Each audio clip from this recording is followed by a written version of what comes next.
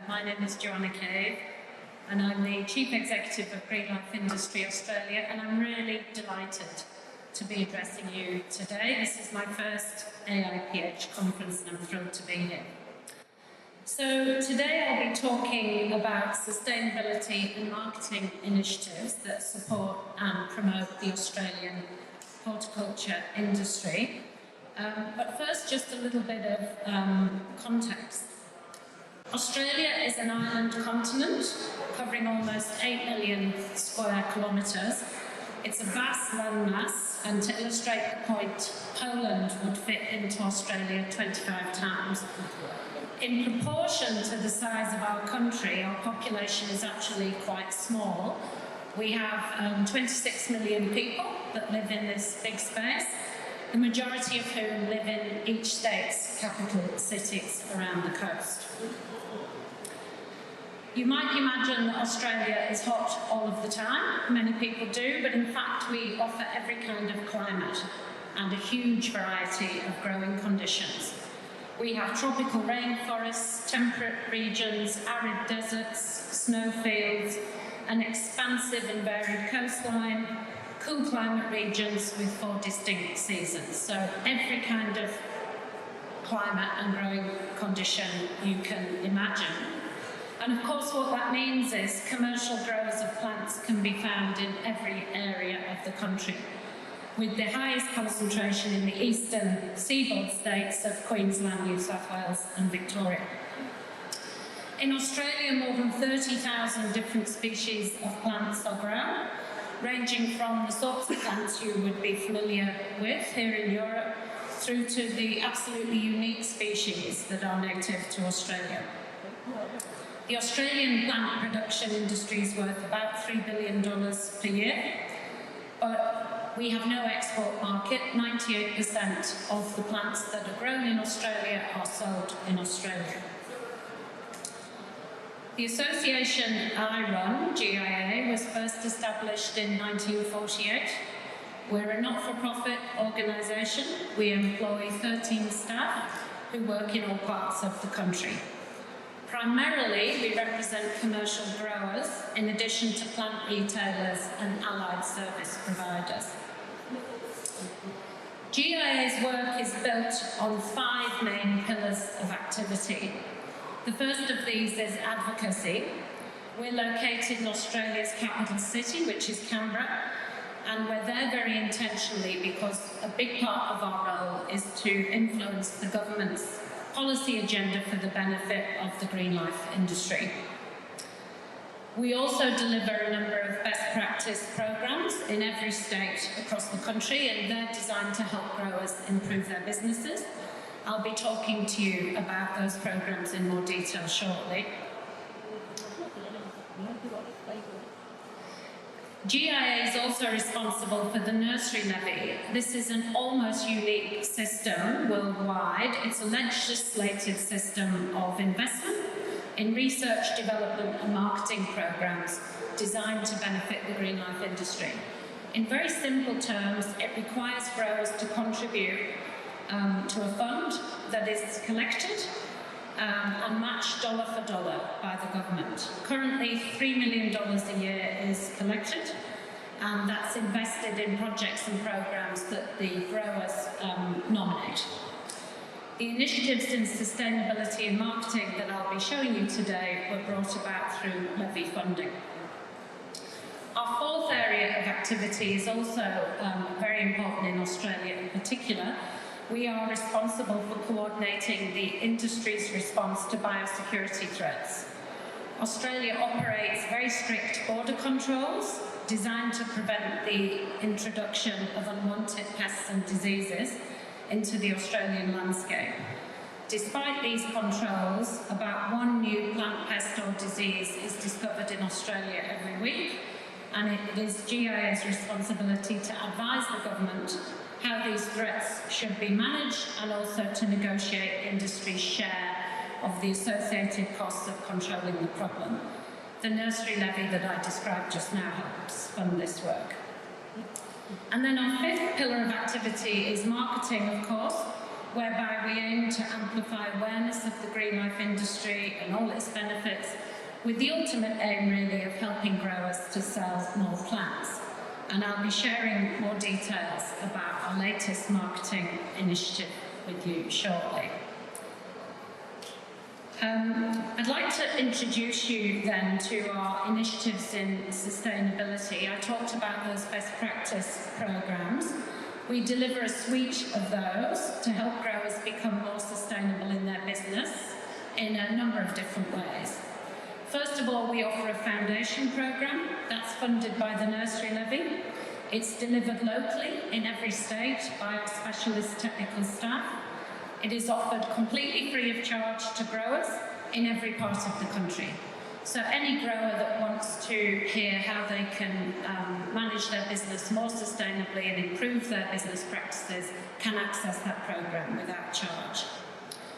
Growers who decide to participate in the foundation program can then progress to accreditation, and we offer 3 accreditation programs. They're called NIASA, EcoHort and Biosecure HACCP, catchy names I know, but all of them feature sustainability at their heart, and we'll take a look at each of them. NIASA is the accreditation program that focuses on best management practices within a nursery business and sets standards across a range of areas, including the efficient design, layout and operation of a nursery, water management, including how water is accessed, used and recycled, effective pest and disease surveillance and management, crop nutrition and the proper storage and testing of growing media, adaptation of technology to measure and monitor plant production, and health and safety in the nursery workplace. So that's the NIASA program that growers can receive accreditation for. The next program we offer is called EcoHort, and that sets standards for managing the environmental aspects of plant production, including land and how to avoid its contamination and erosion, water and how to implement water-wise irrigation systems, air and how to manage odours and control spray applications, noise and how to think about the responsible use of vehicles and equipment, particularly important in suburban and urban areas, and then waste, how to manage its, minimise its generation, manage its storage and consider its visual impact, as well of course as taking a responsible approach to the disposal of waste. The last limb of EcoHort is biodiversity, which is very important in the Australian context. And this part of the accreditation system aims to help nursery owners maintain the flora and fauna that already exists on the site of their nursery business. The third accreditation scheme is known as Biosecure HACCP. And that's the program that enables growers to demonstrate the high health credentials of their plants, really with 2 main aims. First is to improve grower profitability, and the second is to improve access to sales markets.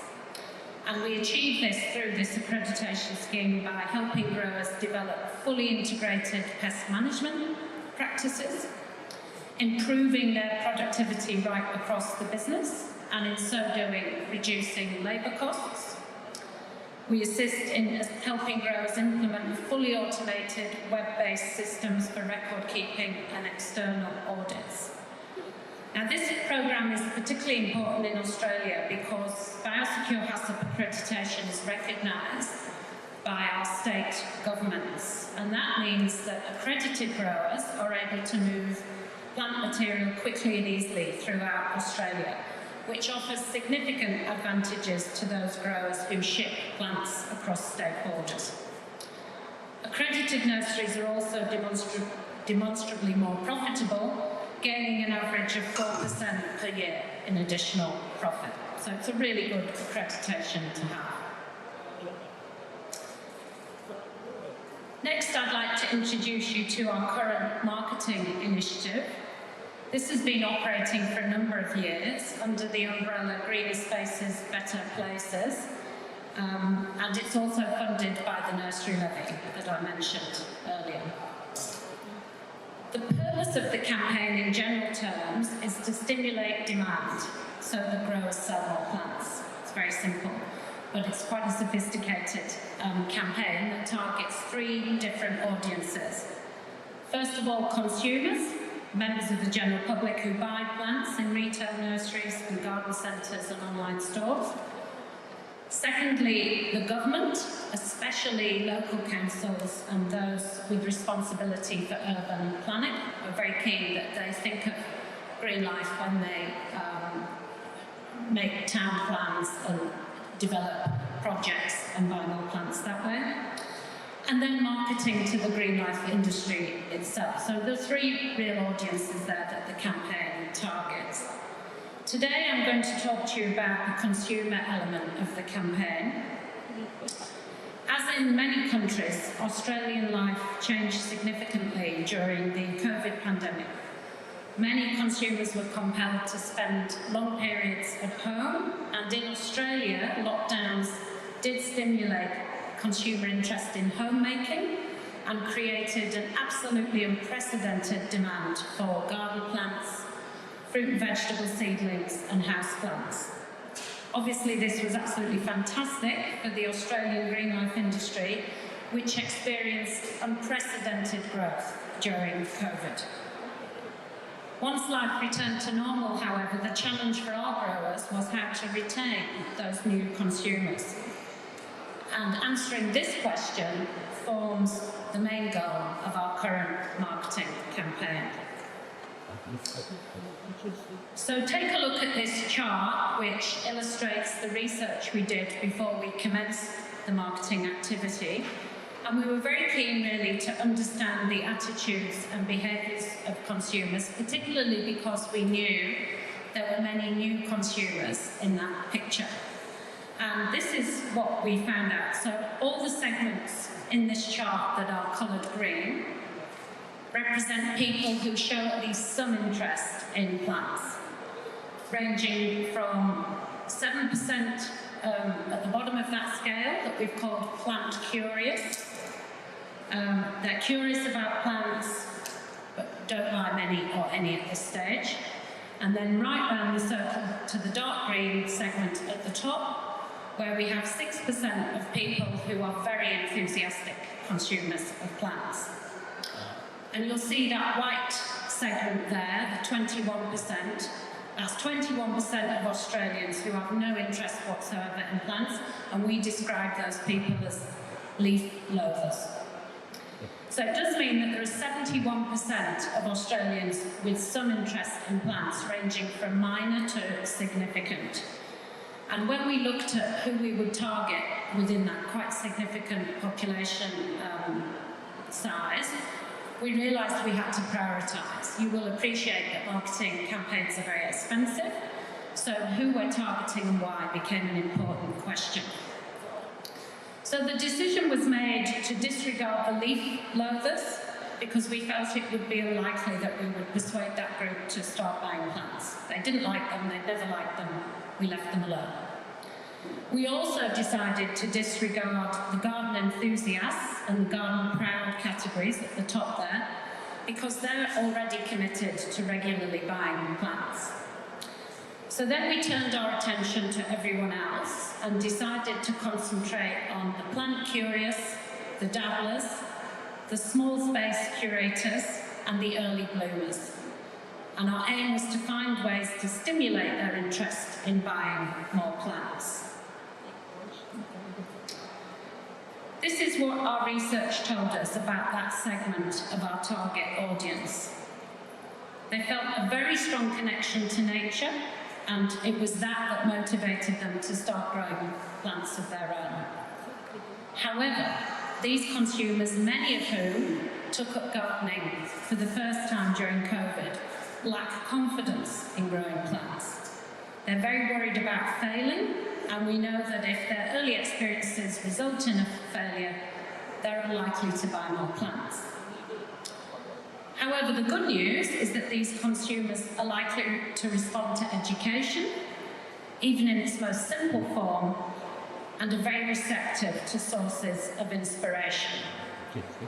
So we took that information and started to develop our campaign. In Australia, we describe someone who is skilled at growing plants as having a green thumb. So with the aim of building confidence amongst our target consumers, we made use of this well-known expression and ran a series of advertisements in lots of different public settings, showing ordinary people associated with healthy plants. This element of the campaign is called "There's a Green Thumb in Everyone," the idea being that anybody can grow plants and it's an accessible, easy thing to do. And you're seeing before you some examples of billboard advertising at public bus stops. However, as you would know, traditional advertising is very expensive. So really we had to think what else the campaign could do with its limited funds. And it was obvious that utilising social media channels would be the answer. They're very well suited to informal style of learning that our target consumers said they preferred. And social media also provides rich opportunities to offer inspiration, which our target consumers say they want. So what we decided to do is produce a series of professionally filmed short pieces anchored by this person you see on the screen. She's a well-known Australian media personality, Claire Hooper, whose parents are growers in Western Australia. She grew up in a production nursery, so she has a particular affinity with what we're trying to do. She's actually a stand-up comedian. Building on the Green Thumb theme, this series is known as School of Thumb, and it features real consumers who want to know more about how to grow plants in their homes or gardens, often with very simple, basic questions that reflects the lack of confidence that I mentioned earlier. And then what we do is we offer a panel of real experts, growers, horticulturists and others, who are consulted about the problem and offer advice. It's a very simple proposition. The atmosphere is intentionally informal and light-hearted, and each film is very short. The series is deliberately being shot in different locations across Australia to make sure it works in a wide variety of climate zones that I talked about earlier on. And there's a short trailer here that I'll play for you now so you can get a sense of what it's like. Welcome to School of Thumb, the series that asks plant experts to solve your common garden guesswork. We're pruning back gardening to its core and getting you the answers to the questions you've been asking across Australia. I'd love to be able to harvest coriander, spring onion. Is that a herb? Go with it anyway. Yes. Let's get Steph adulting and get her growing some herbs in the burbs. This is the sort of mint that you might use in a savoury dish, right? Absolutely. You could use it in a savoury dish, but you could also put it in drinks as well. I definitely haven't always been a houseplant person, but in lockdown I committed to this beautiful house and wanting to fill it with plants. Doesn't her place look homely because of all the greenery? Yeah. So cosy. So, what's your question then for our experts? So we'd love to know if there's something we need to do with our lemon tree, whether or not we need to fertilise it. We just really want to get like big, juicy, plump lemons. You can basically give it a liquid fertiliser all through the growing months, once a month. Takes a lot of energy to grow fruit. Welcome to School of Thumb. Happy growing, Australia. It's been an incredibly successful campaign so far. Our first episode received more than 1 million views, which we're thrilled about. And then we followed the films up with some more filmed pieces of those experts. That series is called Ask Me Anything, and you can see some tiles here from some real growers in Australia. And the idea behind that is that they speak straight to camera, again, providing that informal education about a range of common plant problems. And these have been really well received. They've reached over 2 million plant buyers who viewed the content over 3 million times. And really we feel that's very strong in proportion to that population of 26 million. So we're very pleased with how it's going. and some other statistics to share with you.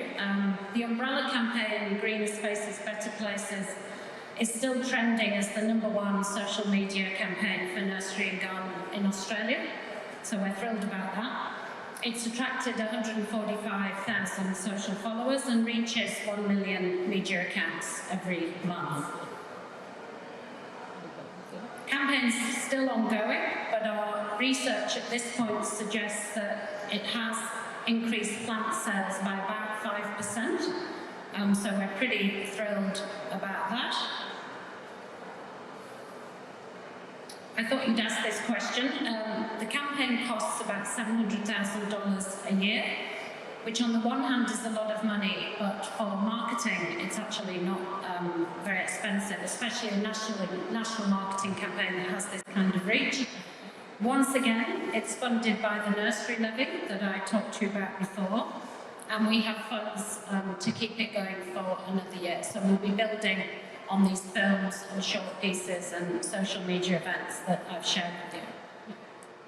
And please do, when you get a minute, take a look. It's all available for you to look at online, and I'd be delighted if you did.